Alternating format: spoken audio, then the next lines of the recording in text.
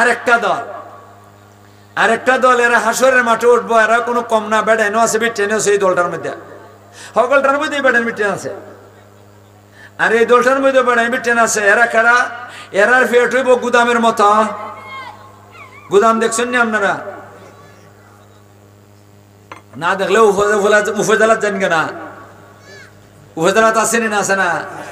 যদি আরো বড় গুদাম দেখবার চান তাহলে যান গে শায়েস্তাগঞ্জ পুরান বাজার রেল স্টেশনের মধ্যখান বিশ্ব গোডাউন আছে কিনা, আছে না? যারা দেখছেন অনেক বড়, ওইটার থেকে অনেক বড়।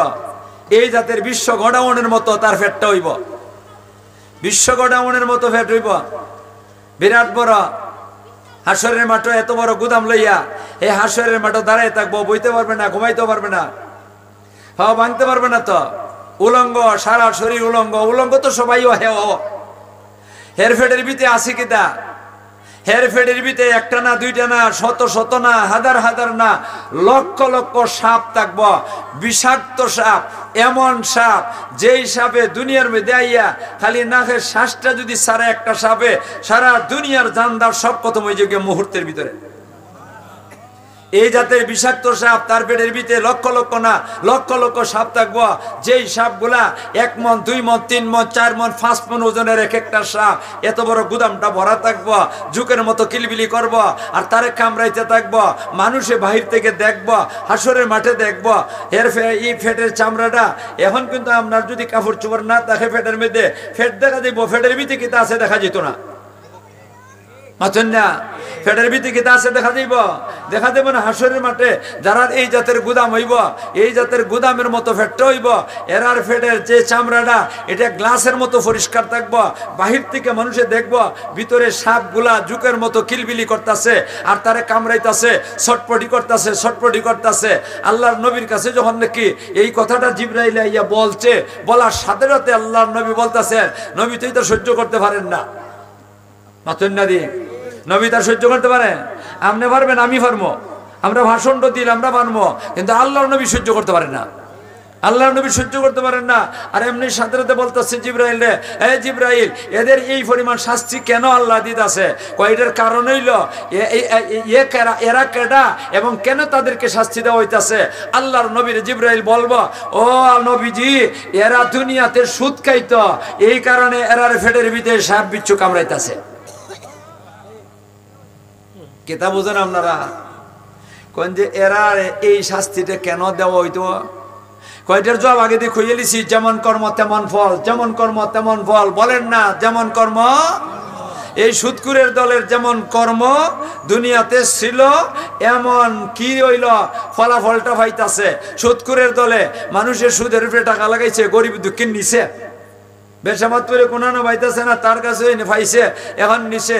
আর এর সুযোগ পাইয়া এটারে কি করছে, একবারে ভালো করিয়া একটা মেয়াদ দিয়া দিছে, অমুক তারিখে দিয়া দিতে হইব, এই তারিখে দিতে পারছে না, কয়তে মেয়াদ বাড়াইলাম, আরো লাভ বাড়াইবা। এটারে কয় চক্রবিদ্যুৎ সুদ। পাথর নেই আপনারা, এটা শুনছেন আপনারা? চক্রবিদ্যুৎ সুদ, চক্রবিদ্যুৎ সুদ এইভাবে বাড়াইতে বাড়াইতে গরিব বেটা দিতে পারে না।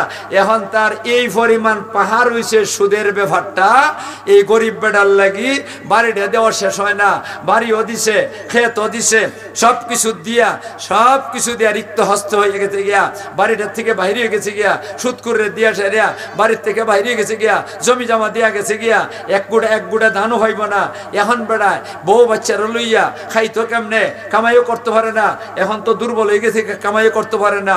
এই কামাই যেহেতু করতে পারে না, মানুষের কাছে ভিক্ষামাই গা, এত বাচ্চা কাচ্চারা লালন পালন করতে পারতেছে না। ফেটের বুকে আল্লাহ বাচ্চায় কান্দে, বউয়ে কান্দে, নিজেও ফেটের বুকে কষ্ট করতেছে। এই যে দুনিয়ার মধ্যে এই কষ্টটা করলো গরিব বাটায়, তার বউ বাচ্চা কষ্ট করলো কার কারণে? মাথুন না দি আপনারা? তাইলে গরিবের ফেটের জ্বালা সৃষ্টি করলো, গরিবের ফেটের জ্বালা সৃষ্টি করলো সুদ করে। এই কারণে আল্লাহ কোন তোমারও ফেটের জ্বালা দিয়া দিমু হাসরের মাঠে। মা দিছে কিনা দিছে না? কিসের দ্বারা ফেটের জ্বালা দিছে? সাপের দ্বারা। কের দ্বারা? বিষাক্ত সাপের দ্বারা। এখন আপনারা কন সুদ হালাল, সুদ হালাল, এরপরে সামনে বাড়ি, এরপরে ফলাফল চূড়ান্ত করমনে। আর একটা হাদিস কই ম এটা কই চইলে আপনারা আমার সাথে মাতবানি। আমি আপনারা একটা মশলা জিকাই, মশলাটা আপনারা কইন বালা করে বুঝিয়া কয় মা মশলা আমরা ঘুম কেন হুজুর আরে জিকাও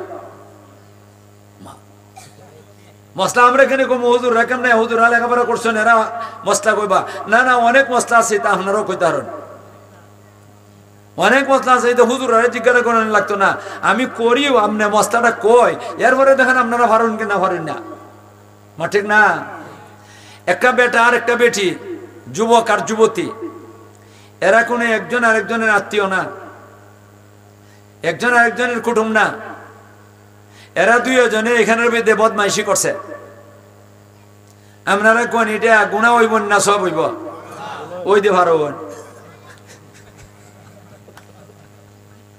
কোন ভারণি না ভারেন না এই কারণে সব মশলা কি করার লাগে না হুজুর আরে জিজ্ঞাসা করার লাগে না অনেক মশলা আপনারাই কইতে পারেন ওই মনে গুণা গুণাটা কত বড় কবিরা না সগিরা কত বড় এটা আপনারা কইবার কাম না আমি কই একটা বেটা আর একটা বেটি পরস্পরের আত্মীয়তার কোনো সম্পর্ক নাই এমন একটা বেটা আর একটা বেটি যদি বদমাইশি একবার করে কয়বার তাইলে কি পরিমাণ শাস্তি ভোগ করব হাসরের মাঠে না জাহান্নামের আগুনে লক্ষ লক্ষ বছর জাহান্নামে আগুনে জ্বলব তাইলে কবিরাটা সাধারণ কবিরা কন্যা সাধারণ কবিরা এরপরে আরেকটা মশলা কই আপনারা ইয়াদ রাখুন এটা এরা যে দুইজনে করছে এরা তো একে অন্যের আপন না যদি আপন ভাই বোনে করে এমন কামটা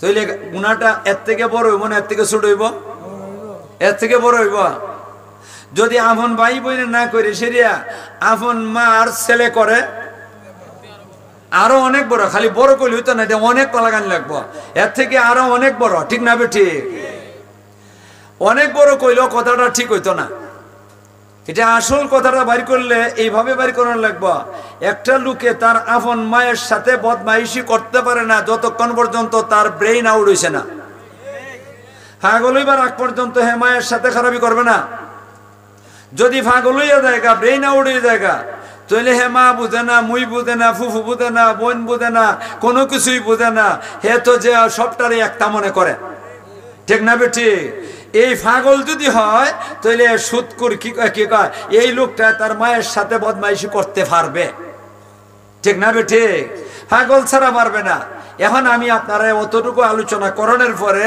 আমি আপনারা হাদিসটা শোনাই কইম আল্লাহ রসুল সাল্লাল্লাহু আলাইহি সাল্লাম বলেন সুদের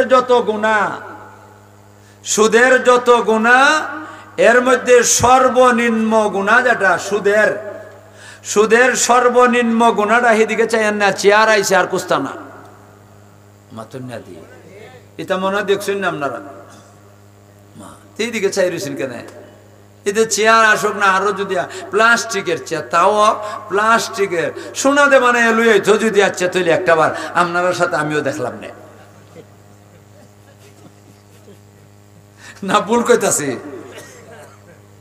শোনেন ওখানে হাদিসটা কয় সুদের যত গুনাহ আছে সুদের গুনাহ অনেকটা এর মধ্যে সর্বনিম্ন গুনাহ যেটা এটা হইলো আপন মায়ের সাথে বদমাইশি করলে যেই পরিমাণ গুনাহ হয় এর চেয়ে আরো বেশি হয়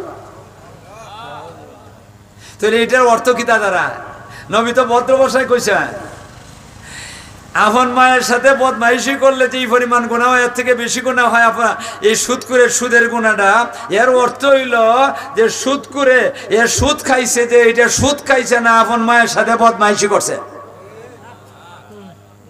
ভুল কইলাম না খেতা আপন মায়ের সাথে ভুল এর অর্থ হইল পাগল মাছেন না দিয়ে আপনারা আরে আপন মায়ের সাথে বদমাইশি করে পাগলে না ছাগলে করে ছাগল তো করতো না পাগলে করে তাই এই সুদ করে পাগল আপনারা পাগলামি করতা তাহলে ওখানে আসেন ভাইয়ের আমার আপনারা এখন ভালো করে ফয়সালা দেন এতটুকু আলোচনা করলাম যে সুদ সম্বন্ধে যতটুকু আলোচনা করছি এর দ্বারা আপনারা কিতা বুঝলা সুদ হালাল না হারাম আরে কন্যা হারাম নেই না হারাম না এই হারাম কামের মধ্যে আমরা জড়িত হইতাম ও আমার মা বোন গো হারাম কামের মধ্যে জড়িত হইন না এই জাতের আযাবার গজব সহ্য করতে পারবেন না এই জাতের আযাবার গজব সহ্য করতে পারবেন না এই কারণে হারাম কায়ের মধ্যে ভাও দিয়েন না মা ঠিক না বেঠি? এই হারাম কামের মধ্যে লিপ্ত হইয়েন না। আচ্ছা কোন যে বেটি মানুষ, তুমি সুদ খাইতে কেন? দি তুমি বেটি মানুষ সুদ খাইতে কেন? তোমার উপরে কোনো জিম্মাদারি নাই। যতদিন বিয়া হইছ না বাবার করতো না, আর সব কিছু ভরণ পোষণ কেটা করবো? তুমি যদি বাবার কাছে চাও আমার পকেট করো, সেই হিসেবে আমরা 100 টাকা দাও, 500 টাকা দাও, বাবা মেয়েরারে মায়া করে বেশি। মাথন দি আপনারা, মেয়েরারে মায়া করে বেশি। মা দেখবো করিয়া বাবা লুকাইয়া মেয়েরা দেলায়, মাই গো নেও তুমি তো খরচ করে বেটি। খালি মাই কই কয়, মাঝে মাঝে মাই কইব, মুই কইব, ফুফু কইব, আরে বাবা রে বাবা, বোঝা যায় এটা কলজার টুকরা। মা ঠিক না? তে তোমার এত কিছু থইয়েছে রে, আবার কেন সুদ খাইবাই? যখন নাকি বিয়া হয়ে গেছে গিয়া তখন স্বামীর করতো না, সব কিছু ভরণ পোষণ কেন করব? তোমারে ফকেট করছো দিব। তা নবী রহমতুল্লাহ কইছেন বিয়া করণের পরে বউরে ফকেট করছো দেওয়ান লাগবো, বউরে ফকেট করণ দেওয়ান লাগবো। আর আমরা খালি বউরে দিয়ে চাকরি করে পয়সা খরচ, পয়সা জমা করন। আর তা নবী সাহেব কন যে তোমার জিম্মাদারিতে খরচ, তোমার জিম্মাদারিতে খরচ, তুমি সব ভরণ পোষণ করবা, ফকেট খরচ পর্যন্ত দিবা। বেটেনতে বুঝে না, এরা তো আকল টস, এরা আকল কিতা টস বোঝেন না, আকল কম। এটা তো আল্লাহ রসুলের হাদিসের মধ্যে কইছেন, বুখারী শরীফের হাদিস, না খিসাতুল আকল ওয়াদ দ্বীন, মহিলাদের আকলও কম, দিনদারিও কম। ভুল কইলাম? আমি কই না, নবীজি কোন? নবীজি কইছেন তো, এটা নবীর কথা তর্জমা করলাম। এর পরে কেন আবার সুদ খাইতে হয়? যদি খুদা না খাস্তা বাই চান্স স্বামীও মরে গেছে গিয়া, বাবাও নাই, তাইলে এখন তোমার যে বাচ্চা ছেলে আছে, ছেলে তোমার ভরণ পোষণ করবো। আর এরা যদি সম্পদ তুই দেখে ছেলে না দিলে কি দেয়, তোমার এই সম্পদের দ্বারা তুই তোমার চলবো। তারপরে কেন সুদের কারবার করতে হয়, জাহান্নামের আগুনে জ্বলতে হয়, লক্ষ লক্ষ বছর জাহান্নামের আগুনে জ্বলতে হয়, ফেটের ভিতরে বিষাক্ত সাপ কেন ঢুকাইতে হয়? মাথন না দিয়ে আপনারা। আর কেন পাগল শাস্তা? আল্লাহ তুমি পাগলামির থেকে বাঁচাও। ও মা বৈরগল, ভালো করে বুঝে কইেন, এটা আপনার সাথে দুশ্মনী করতেছি না, আপনাদেরকে বাঁচাইবার চাইছি, আপনাদেরকে হেফাজত করবার চাইছি, যাতে আপনারা হেফাজতে থাকেন, আপনারা বাঁচেন। এই জন্য আমি বলতেছি, আপনার সাথে আমার কোনো দুশ্মনী নাই। আচ্ছা মানে আপনার সাথে আমার দুশ্মনী আছে, তেবে টেন্দের সাথে আমার দুশ্মনী থাকতো কেন? এরা জীবনে দেখছিই না আমি, এরার সাথে দুশ্মনী করতে কইতো। এরা তো আমার সাথে কোনো ব্যবহার করছে না, কোনো কাজ কারবার করছে না, কোনো ব্যবসা বাণিজ্য করছে না, কোনো কিছু কইছে না, কোনো একদিন আমার দেখছে না, একটা গালিও দিছে না, যে তোমাদের সাথে আমার দুশ্মনী কেন হইতো? ভুল কইতেছি নাকি? তা আল্লাহ তুমি আমাদেরকে বুঝবার তৌফিক দান করো। আল্লাহ তুমি আমাদেরকে দুশ্মন এই কথাগুলো বুঝিয়া আমল করার তৌফিক দান করো। সবাইখানে আমি কয়টা হাদিস শোনাইলাম, কন্যা কয়টা হাদিস শুনাইলাম? আয়াত যে পড়ছিলাম, আয়াতের তর্জমাটা উইন্ডা লাইন হন, আয়াতের তর্জমাটা কইয়া লাই, আর এরপরে তর্জমা কইতে কইতে আমার হায়াত শেষ হয়ে যাবো গিয়া। মাথা দিয়ে আপনারা তর্জমাটা কইতে কইতে হায়াত শেষ হয়ে যাবো গিয়া। আল্লাহ রব্বুল আলামিন কন, আল্লাযীনা ইয়াকুলুনার রিবা লা ইয়াকুমুনা ইল্লা কামা ইয়াকুমুল্লাযী ইয়াতাখাব্বাতুহু শাইতানু মিনাল মাস। আল্লাহ রব্বুল আলামিন কন, সুদের কারবার যারা করে, যারা সুদ খায়, এদের অবস্থাটা আল্লাহ বয়ান করতেছেন। কেডা বয়ান করতেছেন? আল্লাহ বয়ান করেন। কেমনে আল্লাহ বয়ান করেন? তাহলে শুনুন, এই কথাটা কইবার আগে, এই কথাটা কইবার আগে, তর্জমাটা কইবার আগে আরেকটা কথা কই। হাসরের মাঠে যখন নাকি ইসরাফিলে মানুষ উঠতে হাসরের মাঠে যাইবার সময় আইব, তখন ইসরাফিলের মুখের মধ্যে আল্লাহ সিংহা দিয়া দিবা, সিংহার ভিতরে সবগুলা রু ঢুকাই দিবা। যতটা রু আছে সব অতটা ছিদ্র আছে সিংহার মধ্যে। আল্লাহ কবা ফু দেওয়াতে ইসরাফিলে ফু দিব, আরম্ভ হইব। কিতা আরম্ভ হইব? একটা ছিদ্র দিয়ে একটা রু বাইরিব, একটা ছিদ্র দিয়ে একটা রু বাইরিব। আর আকাশের মধ্যে সবগুলা রু উড়াউড়ি করতে করতে যার কবর যেখানো এখানে গিয়ে ঢুকবো। আমি যদি বানিয়া চুং মারা যাই, আর আমার কবরটা যদি আমার মহল্লার তুপকানা মহল্লার কবরস্থানে হয়, তাহলে আমার রুটা কবরস্থানে যাইব।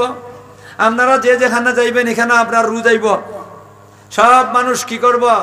এই চিতা হয়ে যাব গিয়া। এরপরে ধারাবাহিকভাবে আল্লাহ যারা যারা যারা প্রথম তুলবা উঠাইবা, দ্বিতীয় উঠাইবা, এইভাবে উঠাইয়া শেষ হয়ে যাব গিয়া। মানুষ যখন নাকি কবর থেকে উঠতে যাব গিয়া, তখন এদিক সেদিক চাওয়াচাবি করব, কোনো দিকে কোনো আফত বিপদ দেখতো না। এদিক থেকে গজব আইতাছে, এটা দেখতো না, এই দিক থেকে কথা বলতেছে, ওই দিক থেকে আইতাছে, এতে কিচ্ছু দেখবে না। কোনো ভয় ভীতি না থাকলে পরে মানুষের নিশ্চিন্ত থাকে। মা আপনারা এখানে অহন যে বইছেন, কোনো ভয় ভীতি আছে? এই কারণে নিশ্চিন্ত মন না, তো এরাও নিশ্চিন্ত মন থাকবো। কেউ যদি নিশ্চিন্ত মনে থাকে তাহলে কাপড়ের মধ্যে যদি হঠাৎ কুস্তা পড়ে ফালাইব না, ফালাইব না। কবর থেকে আমরা উঠবো, কাপড়ের মধ্যে, শরীরের মধ্যে তো কাপড় চোপড় নাই না, থাকবো সব উলঙ্গ, বেড়াবেড়ি সব উলঙ্গ। মানুষ যে ঘুমাইছিল কবরের মধ্যে, এই ধুলাবালি লাগছে, কবরের মাটি লাগছে, তো কবরের মাটি লাগছে, এই কারণে সব মানুষে খালি সাফ করব। আজ আবার গজব দেখবার আগে দেখনের পরে আবার সাফও করতো, ধুলাবালি সাফ করব। কিন্তু এই নিশ্চিন্ত অবস্থায় একটা দল আছে, এরা কি করবে না, ধুলাবালি সাফ করবে না, বরং সে মাটির মধ্যে আরো গোড় দিব। এরা কারা? কয় এরা হইল সুদকুরের দল। এরা কেডা? সুদকুরের দল। কেন এরা মাটি সাফ করবে না? এরা কেন আবার মাটির মধ্যে গর্জিত? এটার কারণ হইল আল্লাহ কোরআনের মধ্যে কয়, আল্লাযীনা ইয়াকুলুনা রিবা লা ইয়াকুমুনা ইল্লা কামা ইয়াকুমুল্লাযী ইয়াতাখাব্বাতুহু শাইতানু মিনাল মাস। আল্লাহ কোন যে সমস্ত লোকেরা, নারী হোক পুরুষ হোক, যারাই নাকি হোক না কেন, এরা যারা সুদ খাইছিল দুনিয়ার মধ্যে, এরা কবর থেকে যখন নাকি উঠব, তখন তারা এই সমস্ত মানুষ কার মতো উঠব? কয় যাই এরা জিনে ধরা মাতালের মতো উঠব। কার মতো উঠবা? জিনে ধরলে পরে, একটা বিড়ি রে জিনে ধরলে পরে কি জাত লাগে দেখছেন নি কোনোদিন? মা দেখছেন না আপনারা? একটা বেটারে যদি জিনে ধরে, হ্যাঁ কেমন অবস্থা করে? একবারে ধরে রাখতে, 4 জনে 5 জনে ধরে রাখতে পারে না। এরপরে মাটির মধ্যে কি করে গই মেরে দেয়, শরীরে কাপড় চোপড় যদি তাকে খুললে ফালাই দেয়। মা ফালায় কিনা ফালায় না। কয় জিনে ধরা মাতাল যে জাত, এই কবর থেকে যারা নাকি সুদ খাওয়ার দল উঠবো, এরাও মাতালের মতো উঠবো। যার কারণে এরা আর কি নাই, শরীরে ধুলাবালি ফালে বদুরের কথা আরো মাটির মধ্যে গড় দিব। আপনারা মাতাল এবার চান? মাতাল মানে ভাগল, মাতাল মানে ভাগল, মাতন না দি আপনারা মাতাল আর ভাগল এবার চাই। সুদকুরের দল ভাগলই উঠবো। আল্লাহর নবীর হাদিসের দ্বারা বোঝা গেছিল কিনা? বোঝা গেছিল না যে সুদকুরের দল ভাগল? আল্লাহর নবীর হাদিসের দ্বারা বোঝা গেছে, আল্লাহর কোরআনের মধ্যে ওইটাই কয় না। কইতাছে কিনা? কইতাছে না। এই পর্যন্ত আমি আপনাদেরকে আয়াত আর হাদিসের মর্ম সংক্ষেপে আপনারা কইলাম। এখন শোনেন ভাইয়েরা আমার, এর দ্বারা আপনারা এখন ফয়সালা করেন সুদ খাইবেন না ছাড়বেন।